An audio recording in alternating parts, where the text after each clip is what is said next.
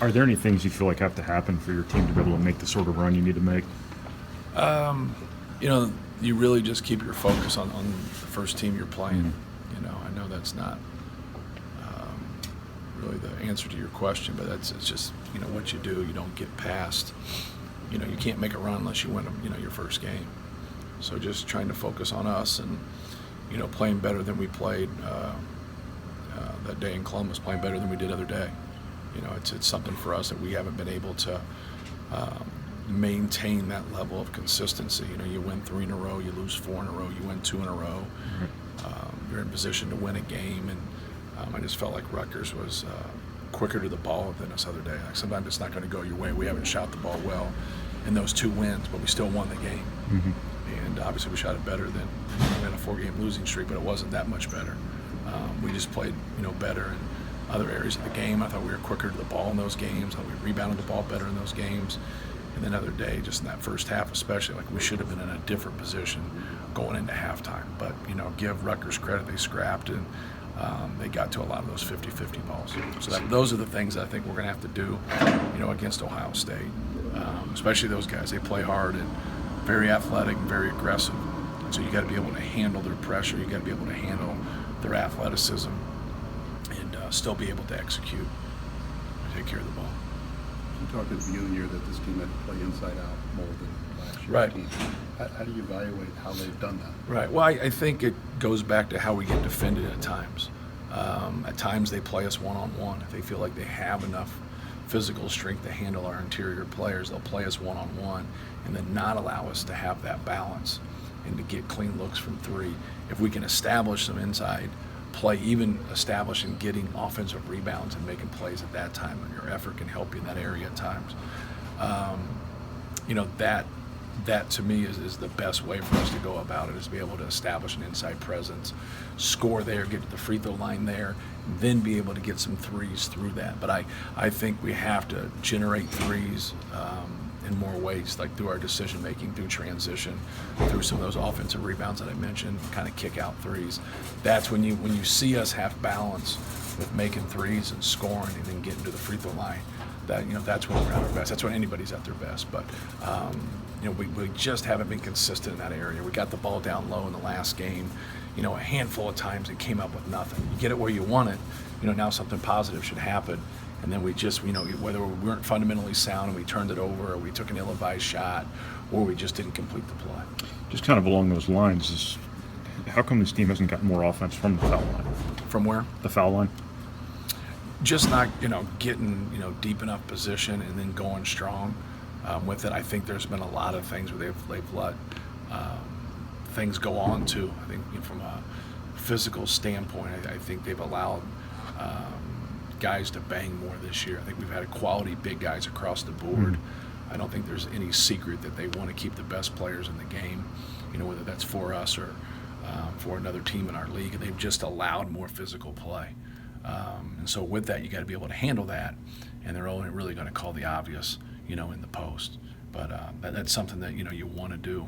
I think a little bit of it is our best low post scorer also isn't a great free throw shooter. So sometimes you settle there into a turnaround or an under scoop or whatever the hell he wants to call that shot he shoots every now and then. And so, like, you know, now you're going away from it because you don't want it.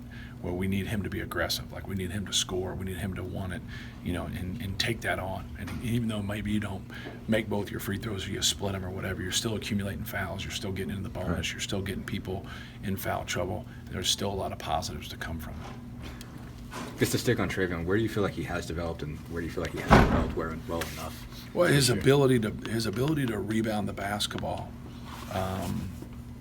you know, is maybe the best that we've had here. You know, he doesn't always go. You know, he doesn't always do that. But his ability to get an offensive rebound or get rebounds that he wants to get, normally he gets those boards. He's a great passer. Those are his 2 best things that he does. You know, if he ever gets a motor and has that consistent motor with him and then just wants the ball and he's aggressive, you know, he'd be an all-conference player in our league. You know, he could be a first-team all-conference player. He could be one of the best players in the country. But he's got to get that motor. You know, he's got to be able to get that. He doesn't have that right now. He's you know, he's not consistent in that area. And that's what we need. We need that ability to change ends, want the ball. Luka Garza, it's a great example. That should be his model in terms of his approach. You never watched Luka Garza play this year, and he said, he took the play off. Didn't run back on D.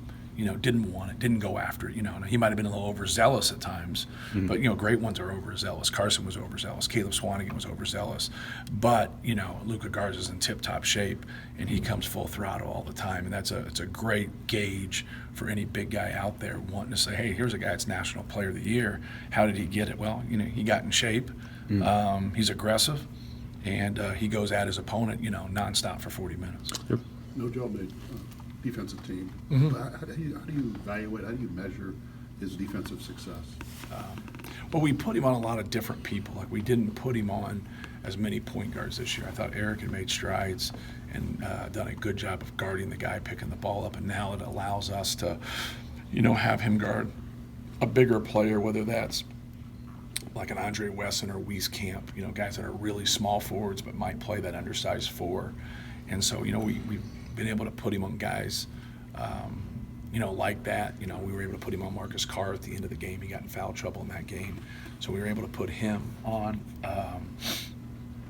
Marcus Carr to close that game out. He did a, really good job.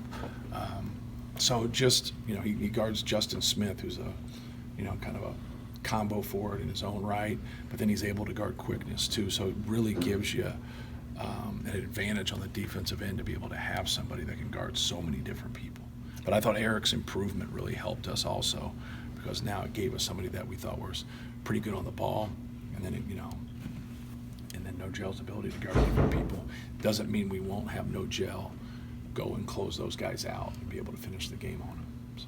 Can you talk about the challenges and takeaways from the first time you played Ohio State and what you guys are going to need to exploit them? Well, we struggled to score, so we did. I think we had 20 at half.